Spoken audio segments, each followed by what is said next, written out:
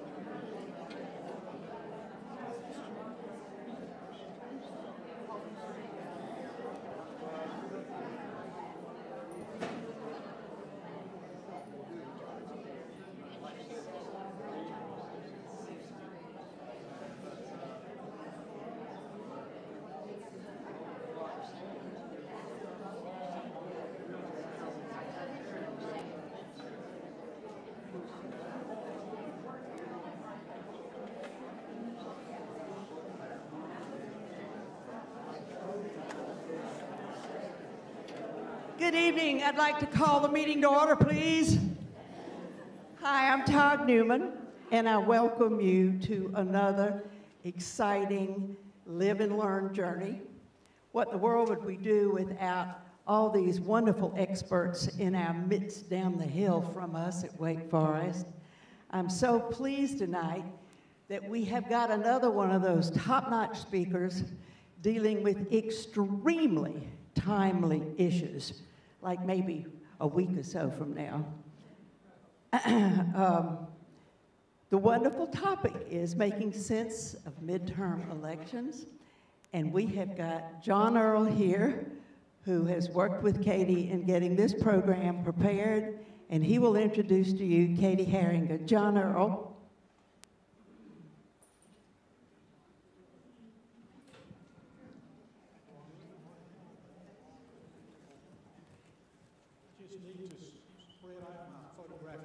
Hold the mic up, please.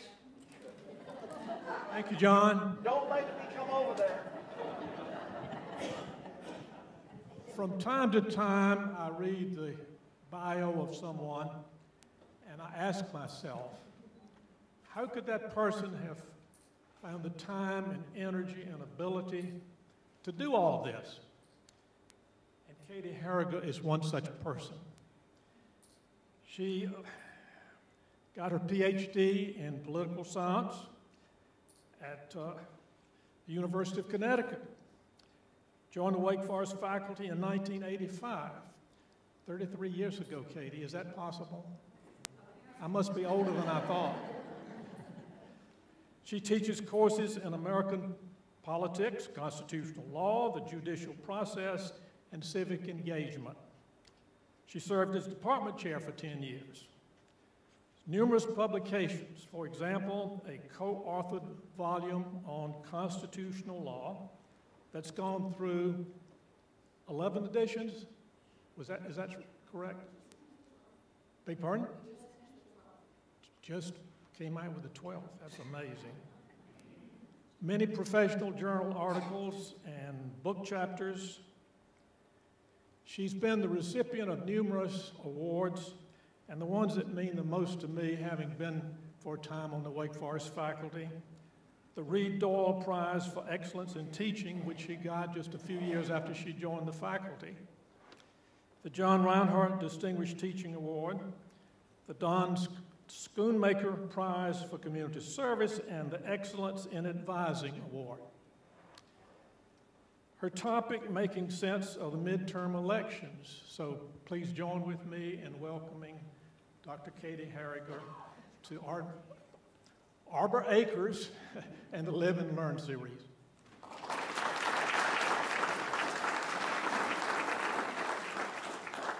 I feel like I should run up these stairs,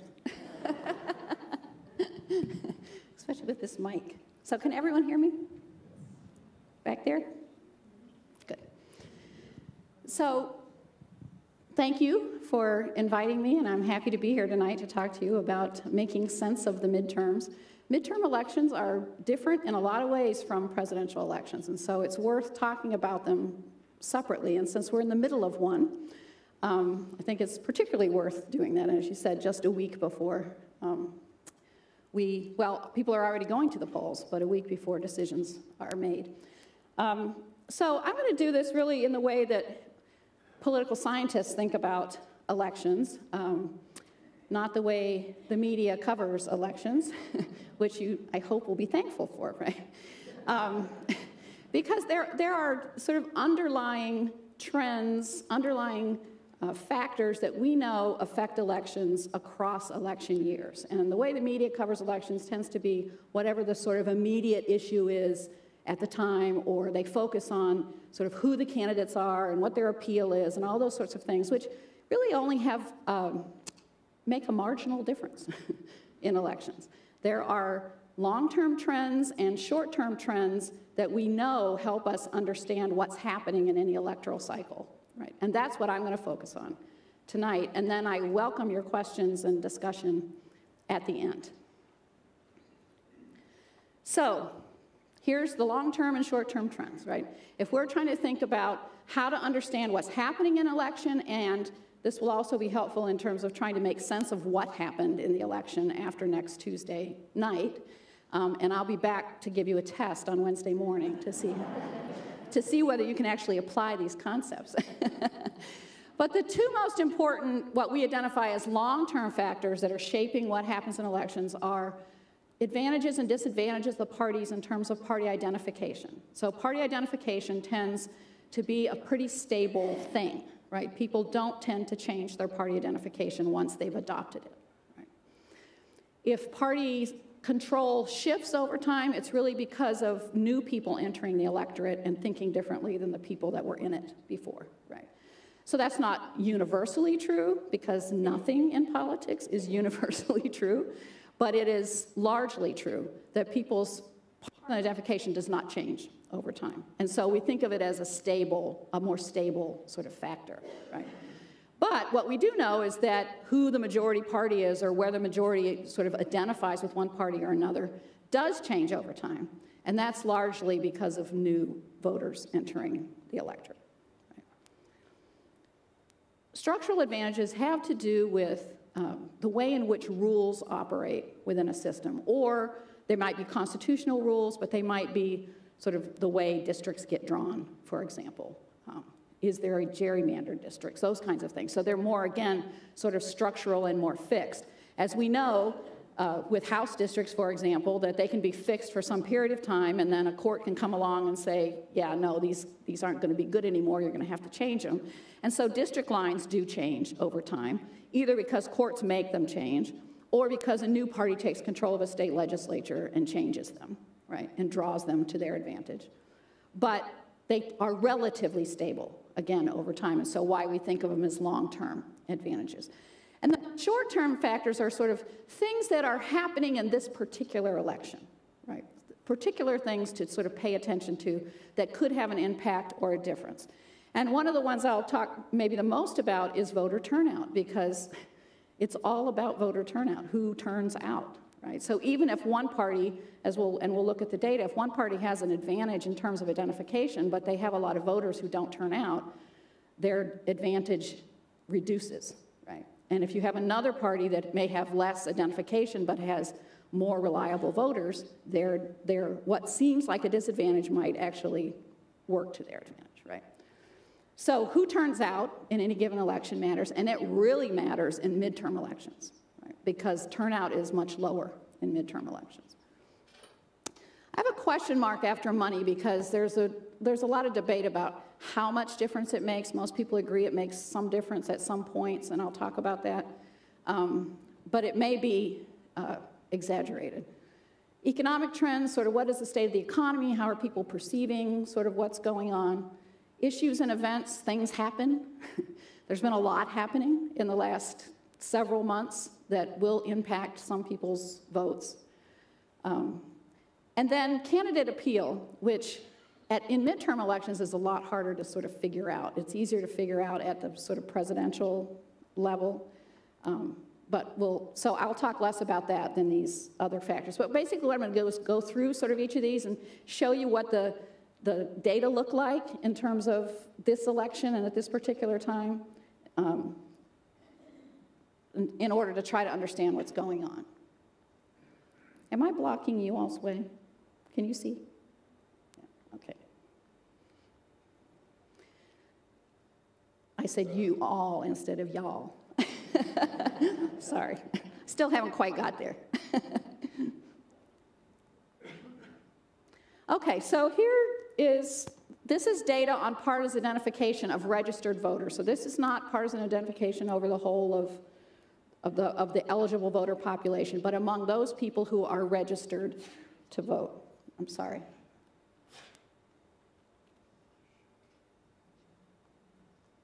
Something is not working. Oh, there we go. Okay. So what I want to show you is that there are three lines here. The gray line are independents, and that's the top line here. Right? The blue line is Democrats, and you sort of see it's now the middle here, and the red line is Republicans, right? So this is among registered voters how people identify. We are now at a period of time where we have, for Oh, yeah, so this gives you another, that data ends in 2017. This is in 2018, right? To which party do you identify? The largest number is actually not a party, is independent voters. Right now, in September of this year, 44% said that they did not identify with either party, and you can see the Democrats have like a 1% advantage. If you do what political scientists recommend you do, which is that if you believe that most independents are not actually really independent, but they actually lean consistently sort of in one direction or the other, then you'll see that the advantage for Democrats is slightly bigger, 47% to 44%, and the ones who still say, yeah, no, I don't lean and I switch my vote back and forth, is much smaller, down to 9%. So one of the things to think about is why is that happening? If that previous slide that or why is that happening? Might be another question I could ask.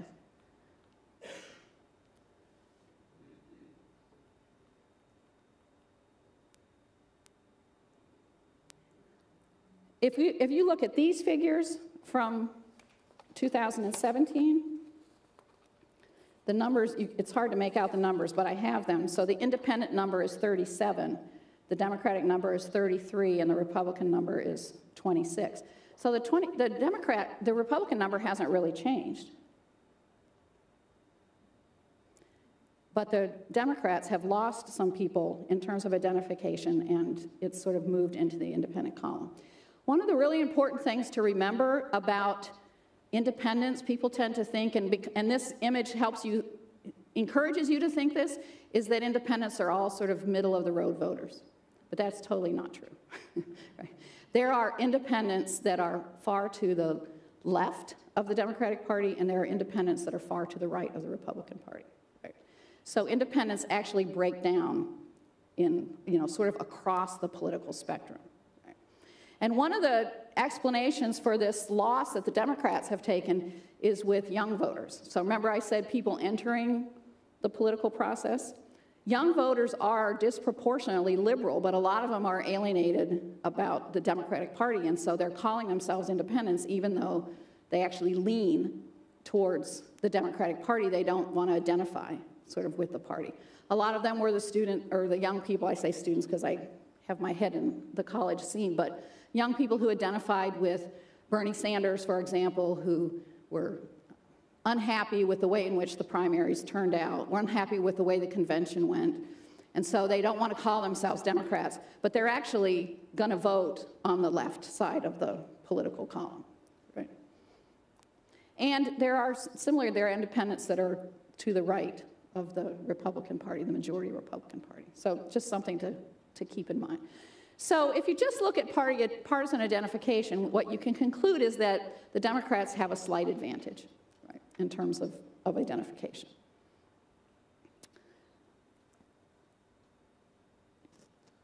If you go to sort of thinking about structural advantages and disadvantages, you can start to begin to see why these elections are so fiercely contested if there's in a situation where there's actually a partisan advantage on one side. So I thought this was a really interesting visual, so I stole it and put it on here. So there's always talk about the blue wave in the 2018 election, and of course that's represented by this, right? But this hill with these little yellow dots, this represents all the Republican seats in the House of Representatives, for example. Right? And where this wave appears to be hitting, right, is these are the seats that are vulnerable, right, that they might actually be able to take in the House race. These are the super gerrymandered seats that are not really up for grabs in any particular way.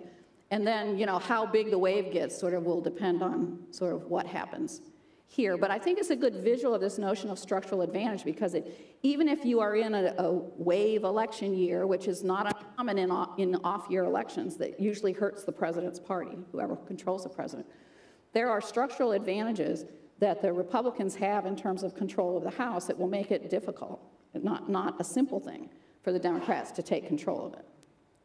So I just used North Carolina since that's where we are. There's other states that you could use to do this. But this is the way in which the districts are drawn. This shows you 2012, 2014.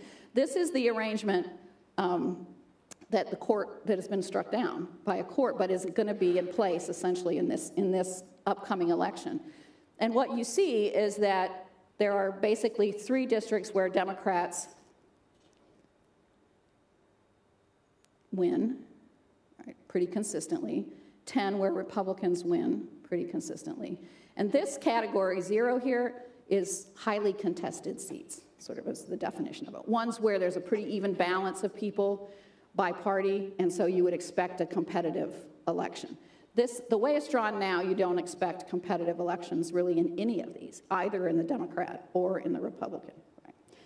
This next shot, which shows you what, if you had a sort of nonpartisan commission, which some states have, based on the way in which people identify and where they live, if you drew one that was just trying to have compact competitive districts, it would look like this.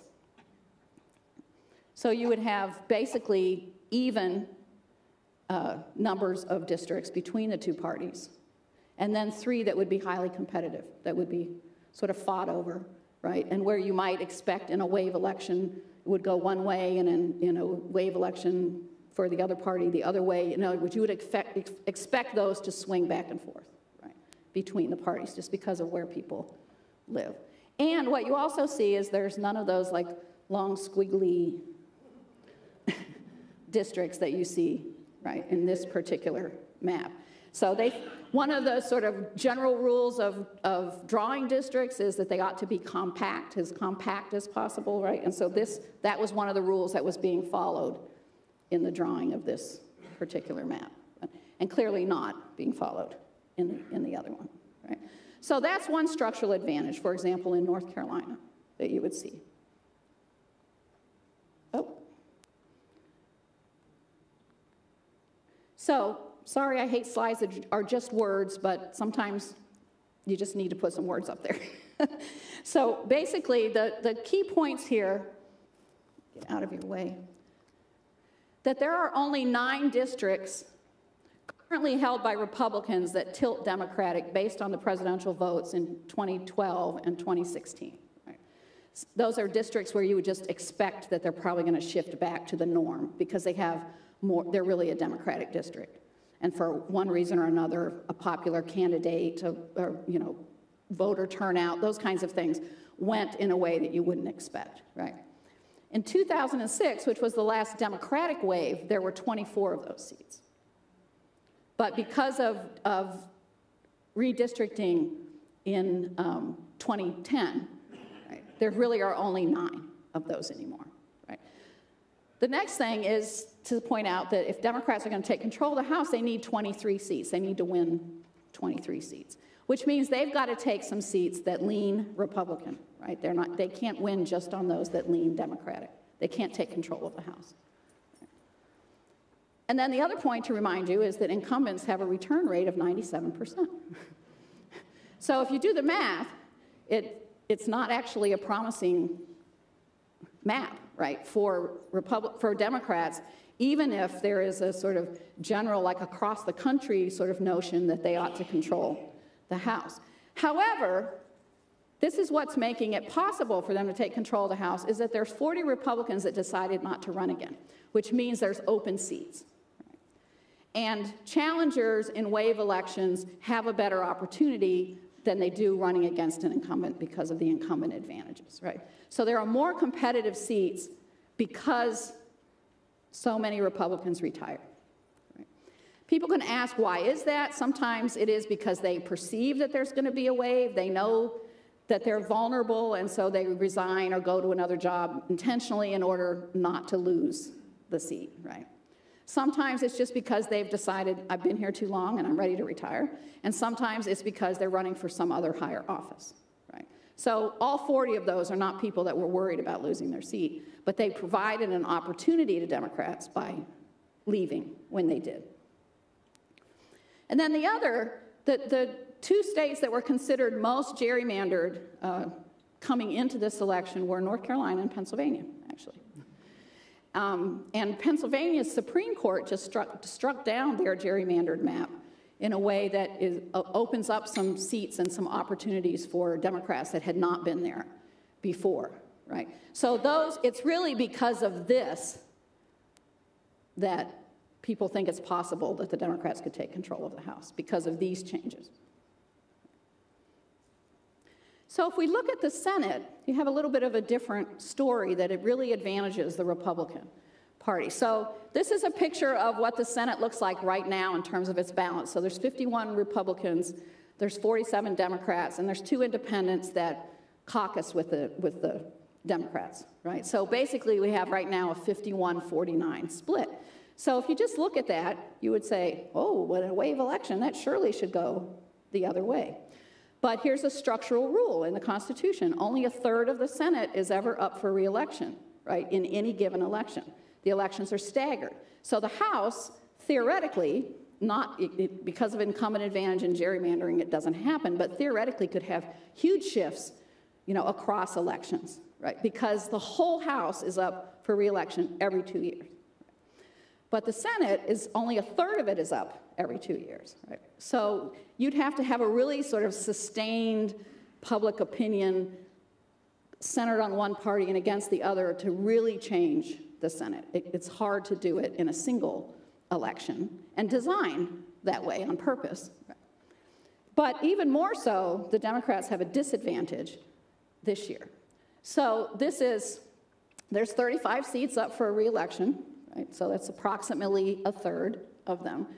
But this shows you what the difference is. How many seats the Democrats, which is 26, are defending, right, versus how many the Republicans are defending, which is 9. Right? So they're already starting out not having to defend as many seats. There are 10 of the seats in here are actually in states where President Trump won. Right?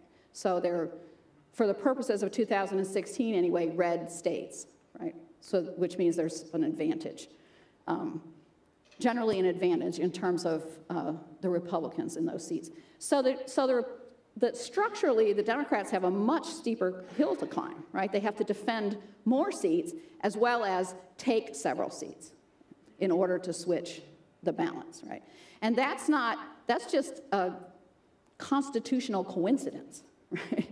Because of the way in which the Senate is structured, the way in which the Senate electoral process is structured, and the fact that these people, many of these people, the last time they were elected in 2012, which was a presidential year where the Democrats did well, right?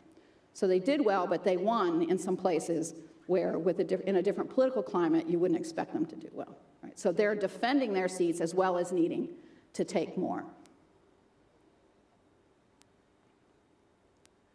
And then the other sort of structural advantage has to do with who's controlling state houses and Secretary of State offices, right? And that's because those two, the governors, the executive branch in a state and the Secretary of State, tend to control the sort of electoral apparatus of the state, if you will, right?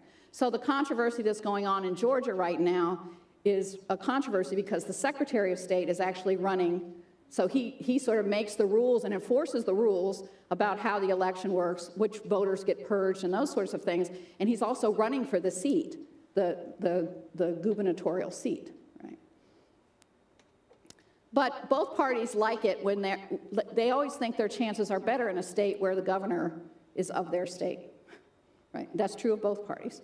Think that. But if you look right now in terms of who controls the State House and the Secretary of State, that you'll see also that the Republicans have a fairly significant advantage. So they control 33 of the governorships and 30 of the Secretary of State positions across the country. Only one state has a nonpartisan Secretary of State, which I'll just say, in my opinion, Secretaries of State should not be elected. Because of this, because it creates, even if Mr. Kemp is doing nothing wrong in Georgia, the appearance of a conflict of interest is pretty significant, and it's important that people have confidence in the electoral structure, like in the electoral system. So those are the sort of long-term factors. The short-term factors, so just as a reminder, voter turnout, money, the ones I'm really going to focus on, economic trends, issues, and events, and some individual candidate characteristics. It's much harder to sort of figure out how those play in off-year elections. So this is just a reminder of the difference in turnout between general elections, where we're electing the president, which is the upper line here. You can see there's a lot of up and down, but look at the difference between it and off-year elections. So we're starting at the beginning with far fewer people showing up. Right? So then the question becomes, who is it that shows up in off-year elections? Right? And there's really sort of two categories of people that make up the off-year election electorate. One is strong partisans, right? People who feel strongly about their party and who tend to vote in every election. Right? The number of really strong partisans is actually not that big, which partly explains why it drops in off-year elections. The other group that shows up, and they're the ones that tend to have the biggest impact, are the people who are feeling disaffected, right? Who are unhappy with the way things are going. Right? People who are pretty satisfied tend not to get too motivated to turn out in off-year elections. It's much easier when everybody's trying to get your attention in presidential elections and the media is covering it constantly and all these kinds of things.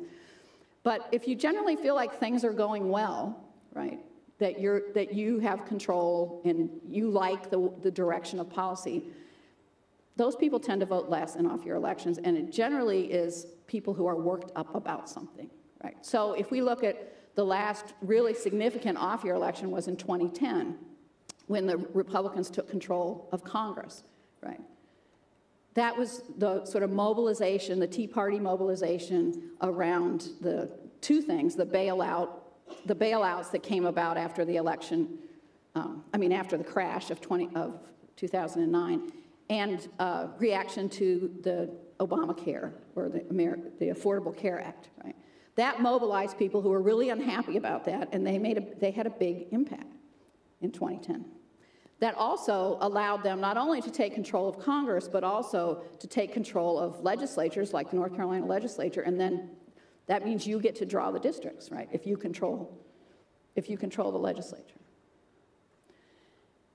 One of the things that's interesting is that turnout was really up in this year's primaries. So if turnout is low in off-year elections, turnout is even lower, and even these figures, this is an increase. Let's just look at this line over here. This is in governor's races. In 2014, in the off-year election, 17.1% of the voters showed up in primaries. Right? So that's a big jump, but even now, its big jump is up to 24.5. Right? It's still not very many people, but it's a fairly dramatic increase. And in the House, you see a big jump for Democrats. It's higher in the Senate for Republicans, and it's pretty even in terms of governor's races, right? But overall, an increase, which suggests that if it's higher in the primaries, the suggestion is it'll be higher in the general election than is the norm, right? This tells us that more people are paying attention and are sort of excited in one way or another about this off-year election than is normal. Right? But it doesn't, like in the House, it appears to favor Democrats. In the Senate, Republicans, gubernatorial races pretty even. So here's the other thing about turnout. I mentioned young people, right, as an important sort of part of the Democratic coalition. What this figure shows is the difference between several things. The blue line up above is turnout among people 60 and older, which is most of us in the room. The red line, the dark red line, is the percent of young people, that is people under the age of 30, who said that they will definitely vote. And the lowest line, the sort of pink or peach or whatever color you want to call it, are the percent who actually voted. So more people say they're going to vote than do vote. That's actually generally true, right? But if you look at the gap in voting turnout between, I mean, and this number is actually, I'm sorry, the dates aren't down here, but this is 2008, right, which is when, you know, the young people joined the Obama coalition and were significant in that. But look at the difference between those who said they're going to vote, which actually matched the actual turnout of people over the age of 60, and the number who did, right? That's a big gap, right?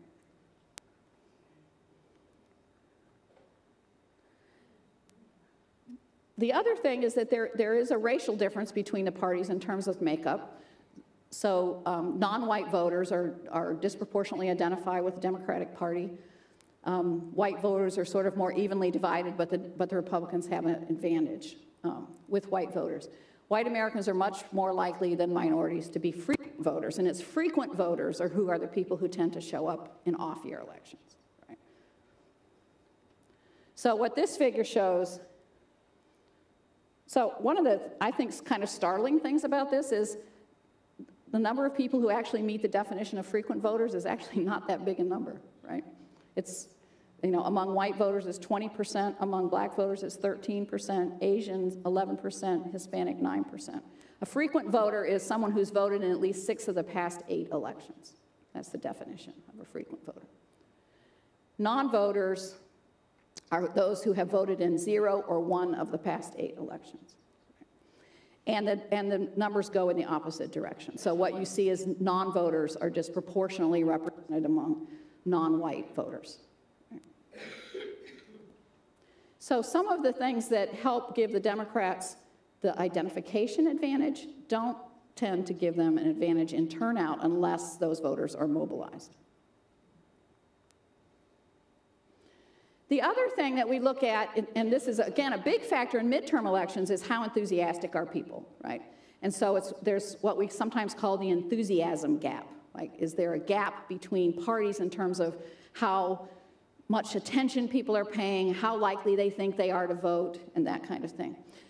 For the upper line is July, the bottom line is October. And what you can see is that in July, there was a 10-point gap between Democrats and Republicans. In October, that gap closed to 2%. Independents, they're just hanging out there. But what happened in October that explains that? Yeah, the Kavanaugh hearings had at least a temporary effect of making Republicans more concerned about the off-year election than they had been, and more interested in it than they had been. The latest figures on this actually make the gap about 4% now, so a little bit of it has gone away, but it's still, the gap has closed significantly as the election has gotten closer. And this is another, people who say an election is very important is also a predictor of whether they'll turn out. Money, what you see here is that the Democrats have a slight advantage over the Republicans in terms of fundraising in the House for House races. Right? They've collected more money from individuals. They've collected more money overall. They also have a slight advantage, but not as much of one, over the Republicans in the Senate race. But again, that number, I think, the fact that they're defending so many seats helps explain that. They have a lot more seats to defend. So generally, there's a slight advantage in terms of money, but it's not a significant advantage. And then finally, I want to talk about the sort of, sorry, I'm not used to this thing. Can you still hear me? I feel like I hit it. Just the kinds of things that can happen that can shift, especially voters that are trying to decide, right, or who are more undecided, who are less likely to vote just by party. One thing that favors the Republicans is a positive economic numbers. So that's the July figure on the GDP. The more recent one that just came out is at 3.5. But what you have is growth, right? And generally, people look at that and say, well, that generally helps the incumbent party. What's interesting is that while that is true, sorry, another one with all words. While that is true in presidential elections, this is a quote from an article in Forbes magazine, Why the 2017 Tax Cuts Are an Election Year Bust, basically for the Republicans. This woman who's a tax analyst says, in presidential election years, quote, the state of the economy is a good but not perfect predictor of the incumbent party's reelection chances, right? So the incumbent party, if the economy is good, tends to get returned. But there are other factors that come into play. But there is no relationship between the nation's growth rate and Senate or House seat loss in off-year elections. That's been studied and analyzed, and interestingly enough, this has no impact. Right? So this article suggests that one of the problems is that the tax cuts have not, the Republicans have not sold them as a sort of net good for everybody. And the Democrats have been fairly successful at defining them as cuts for the rich. Right? So what this shows you is American views on the 2017 Tax Cuts and Jobs Act. And what you see is the number, so the lower line is approve and the upper line is disapprove. But it's still more people disapprove of it than approve of it, right, of the act. And this might explain partly why, in terms of people are asked whether they were helped by it or not, or whether they perceive that they were helped. And what she says in the article is that for most people, they did get because of the tax cuts, they got an increase in their pay, but it was about $20 a paycheck, and so people didn't really feel it. For the average voter, they didn't really feel it, and you really see that. So for people that make less than $36,000, basically only 9% said it helped a lot, or even helped a little, and 62% said it was not helped. As you would expect, there's a difference in terms of Republicans are more likely to say they were helped, and Democrats are more likely to say. So it's sort of perceived in partisan terms. But if you look at this number, which really tells you sort of where people are, here's 36,000 to 90,000, which is where probably most voters are. It's actually 54% said that they were not helped. So it hasn't had the kind of impact that I think the hope was, the Republicans hoped that it would have in terms of helping them in this off-year election. And then I have a couple of slides about the Kavanaugh hearings because they do appear to have had an effect. Exactly what it is hard to say. This is actually sort of the popularity rating of people either opposing or supporting candidates. And these are sort of all the people who have been considered in recent years. So Ruth Bader Ginsburg sort of tops it out. And Brett Kavanaugh is actually at the bottom of that. Below Harriet Miers, who you might remember was somebody that George W. Bush nominated and then withdrew the nominations because his own party didn't support her. Right? So there's not a sort of net gain in terms of how people feel about that. The other thing that you see is that support for him ticked up, but so did the number of people who said that he should not be confirmed. So the red line actually grew sort of over time. Support also ticked up, but the red line always stayed above the blue line.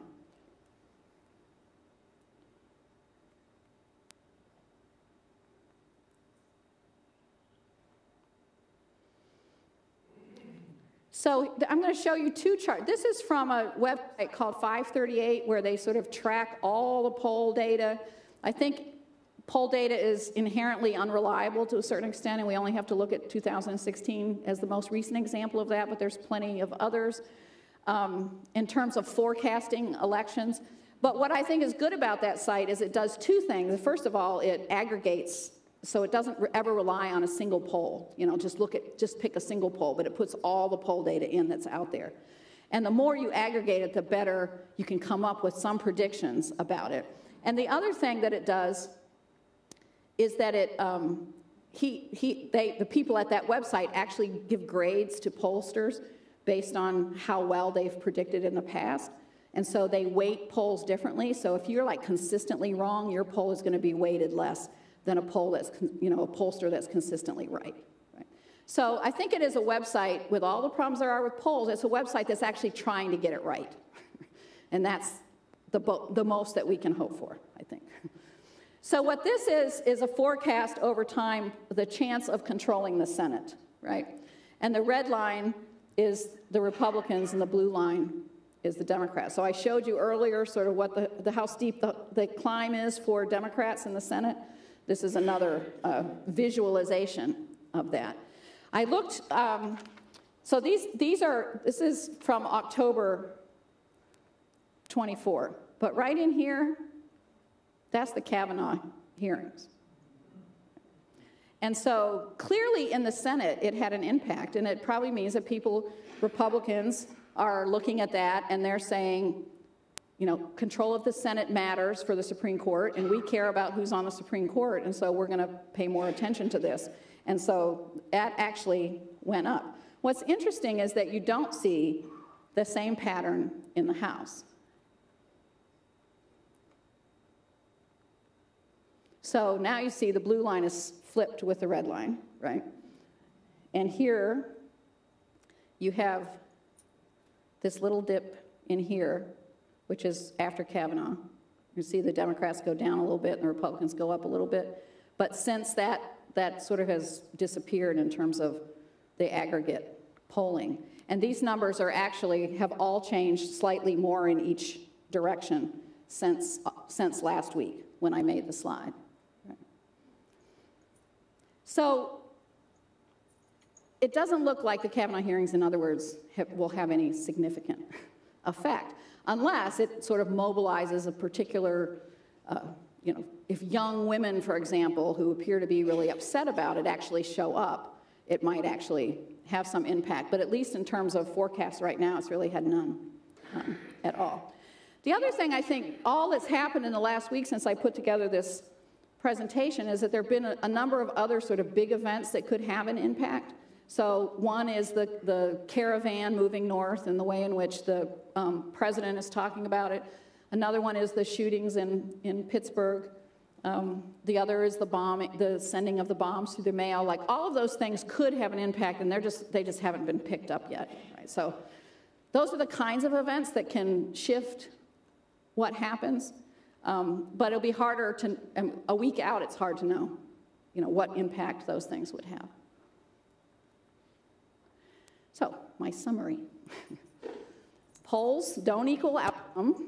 If they can help us predict it, but if it's not 100%, they're basically saying there are chances that the other thing could happen, right? And that's, in fact, what we saw in 2016, right?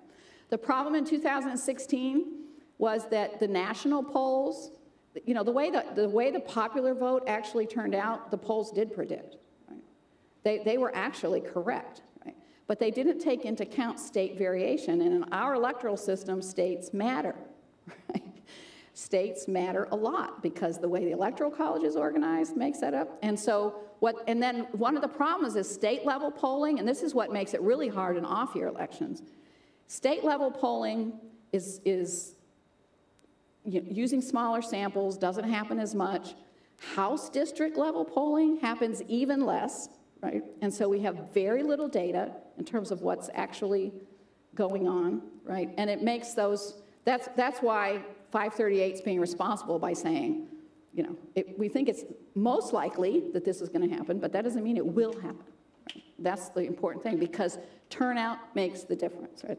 Who shows up? The structure and rules matter. They have an impact on turnout, right? How the rules are written have an impact on turnout. They have an impact on which seats are open, so where is competition actually happening, and which states or seats are actually competitive. Right? Money matters, but mostly in down-ballot races. So there's a lot of concern among candidates on both sides about what they call dark money coming in at the last minute, paying for ads, because when you get down to sort of local races or state house races, people don't have the money to be running ads all the time or polling or any of those kinds of things.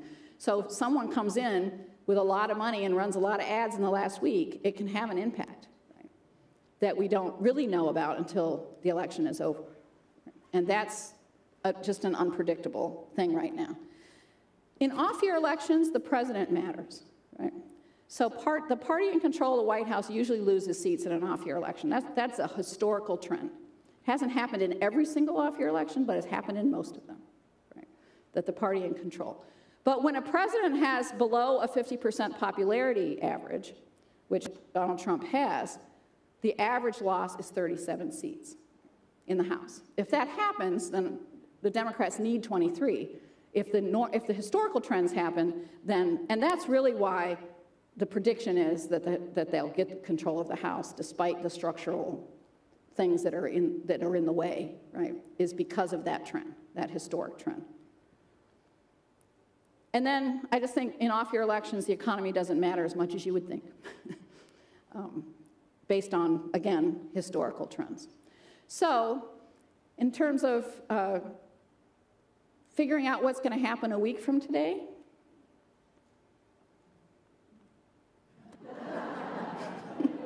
just watch for all these things. And I'm happy to take your questions. Thank you so much, Katie.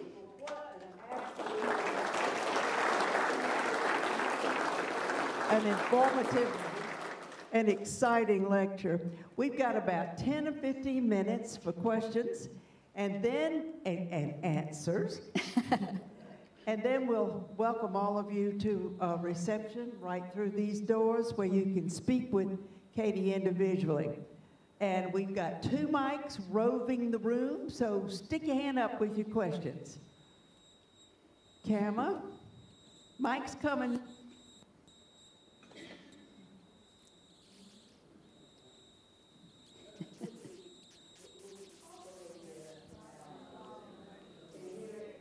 Where's the mic? She has it? Voter suppression. About voter suppression? Yeah. Well, so when I said that rules can make a difference, I mean, there is evidence that if you have strict voter ID rules that require a picture ID or, you know, a lot of other information on the ID, that does have an effect on suppressing the vote among people who don't have that ID, right? IDs, the political science research suggests that states that have adopted voter IDs that are less strict than that, you know, requiring some kind of identification, but not a picture ID, for example, doesn't appear to actually have that much effect. Partly, they think, in the states where they've studied it, is because the voters who felt targeted by voter ID actually turned out in larger numbers. In other words, it motivated them. Interesting. So it's sort of counterintuitive, but it actually had the effect of making people mad. And as I said, people who get mad actually show up in elections. But with strict voter ID, that can happen. The other issue that's been to Georgia is the example is if there are really strict voter purging rules, it can hurt the infrequent voter, right? Someone who will show up sometimes certainly in a presidential election if they're highly motivated, but don't show up in midterm elections or don't show up in for municipal elections. And so if there's really strict rules about, you know, if you haven't voted in the last 3 elections, we're taking your name off the rolls, then that has an effect, and people then show up for a presidential election that they're excited about and find out they're not in the rolls anymore. Right. Questions?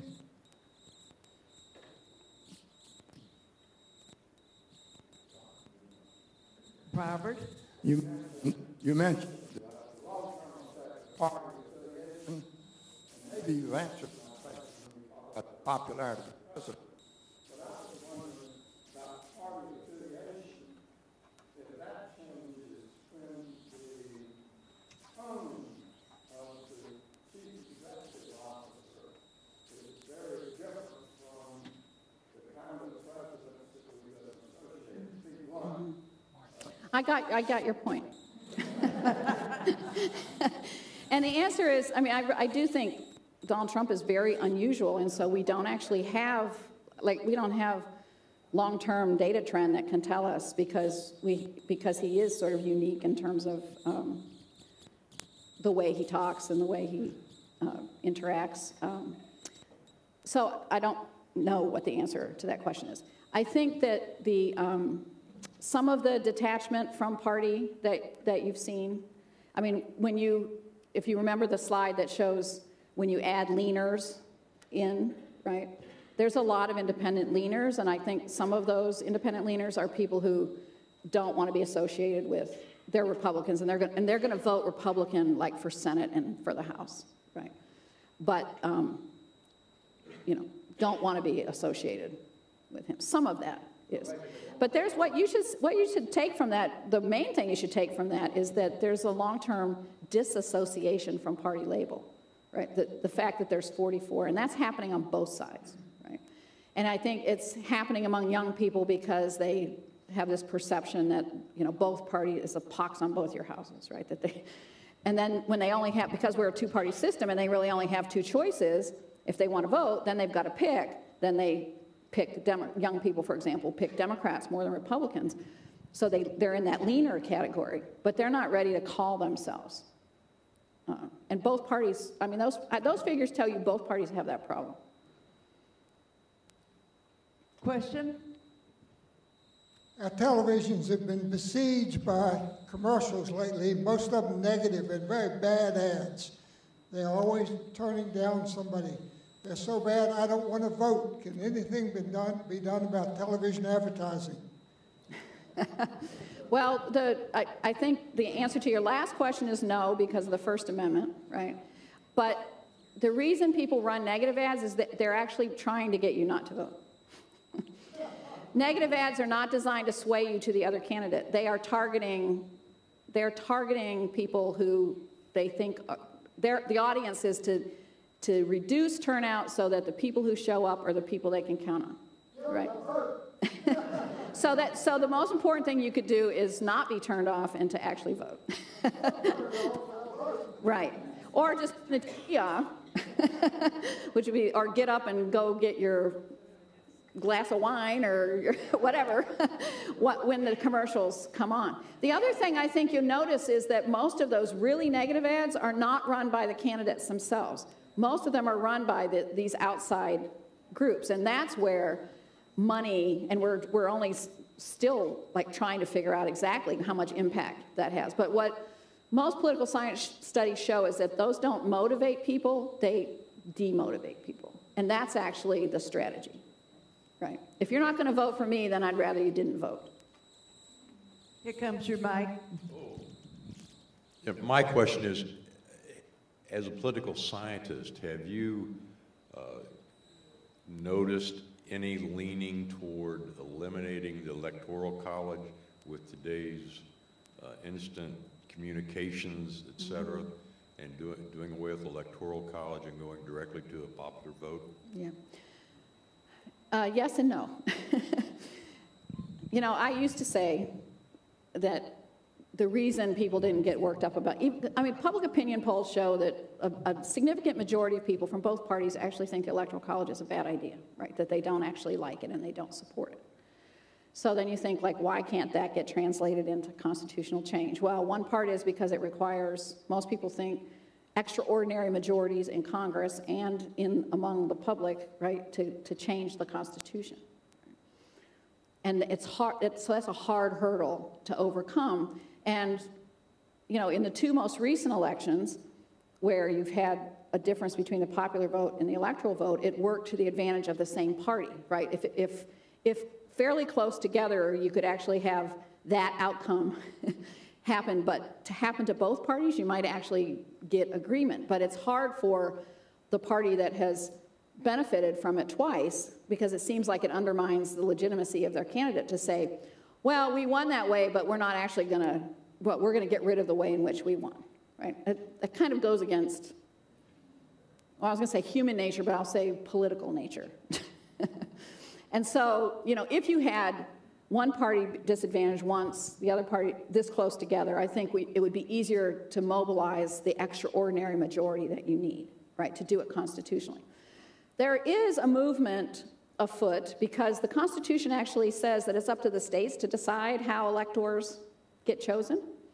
And so there's a movement afoot to try to get together enough states to get to 270 who make a compact. It's called the National Popular Vote Compact or something like that, where basically states sign on and they say, when they get to 270, they say, we agree that whoever wins the popular vote in the election when we get to 270 is going to get all our votes, right? And that regardless of how they did in our state, right?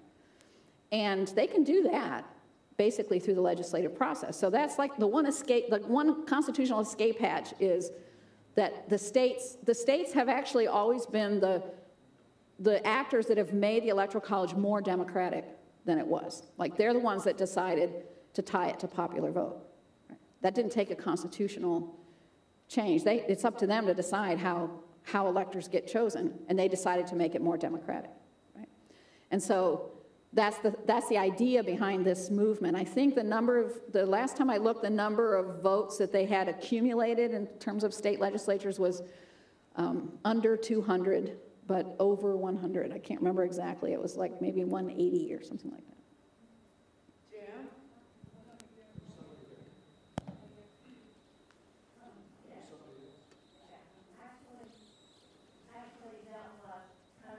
Oh.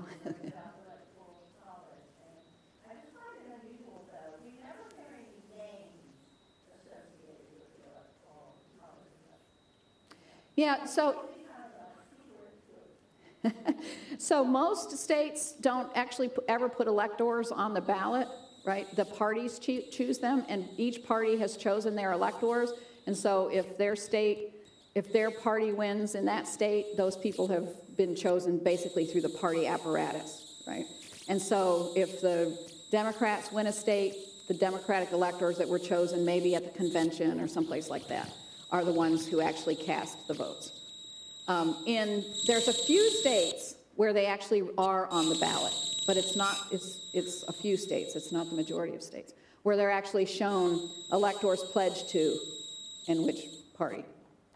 So they are largely anonymous, yes. One last question from Jim. Last question.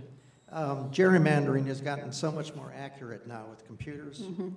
What will it take to end across all states gerrymandering the way we see it being done in states like North Carolina? Yeah. I mean, I think the most likely is that people are going to have to push within the states for change in the way in which it gets done. So you could say that never happens, but California used to be one of the most gerrymandered states on behalf of Democrats in the country. And the people, through a referendum, actually adopted a nonpartisan commission for for redrawing the districts, and they now have many more competitive districts than they used to be.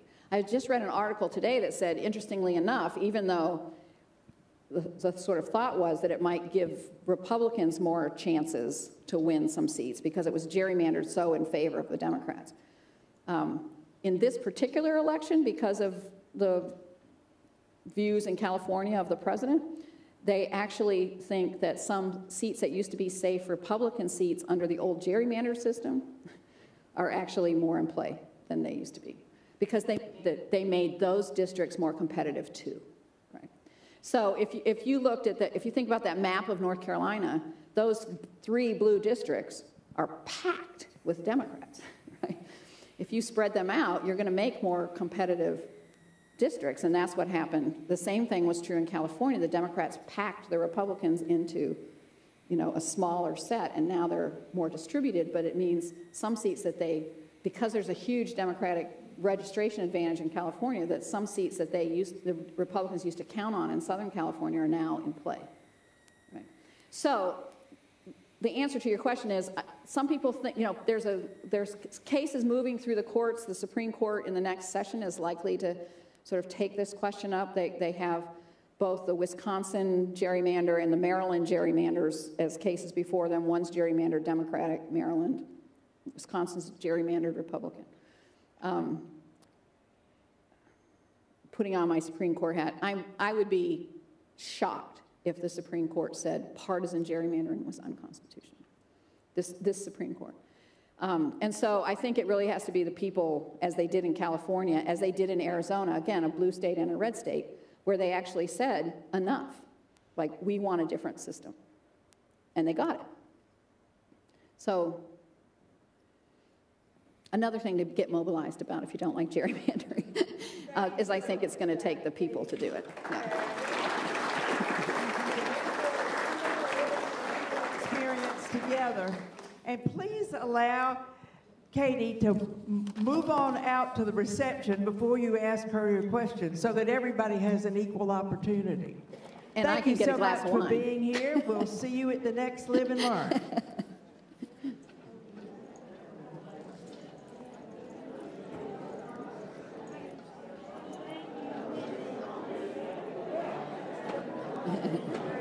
All the technology. Oh, that was just Was that, oh, good, I'm glad. oh my goodness, so much to understand.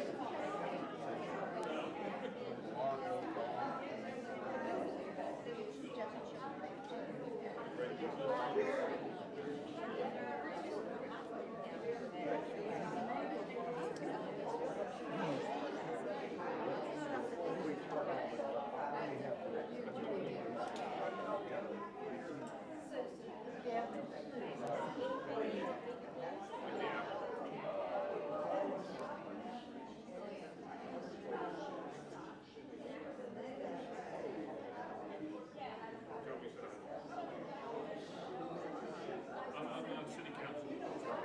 It's actually